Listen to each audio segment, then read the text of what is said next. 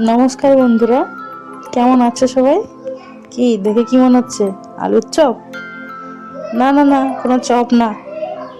তাহলে দেখে নিন এটা কি রেসিপিটা বানিয়েছি। এটা হচ্ছে মাছের ডিম। তাতে দিয়ে দিলাম একে একে 1 চামচ হলুদ গুঁড়া, 1 চামচ লাল লঙ্কার গুঁড়ো, তারপর কিছুটা পেঁয়াজ কুচি আর কাঁচা লঙ্কার কুচি, আর দিয়ে দেবো বেসন।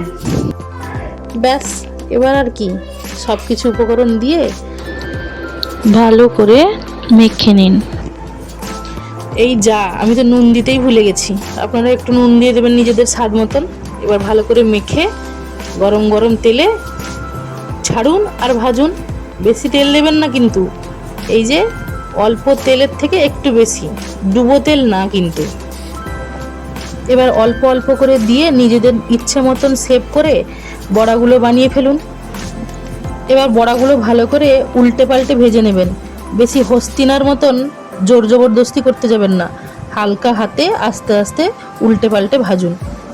এবার বিয়ের আগে নিজের বরের নাম শুনলে যেভাবে লজ্জায় লাল হয়ে যেতেন, আর বিয়ের পরে নাম শুনলে যেভাবে রেগে লাল হয়ে যান, ওইভাবে লাল লাল করে ভেজে ফেলুন। আবার বেশি রাগ দেখাতে যাবেন না, তাহলে আর বড়া মিলবে না, মিলবে কচু পোড়া।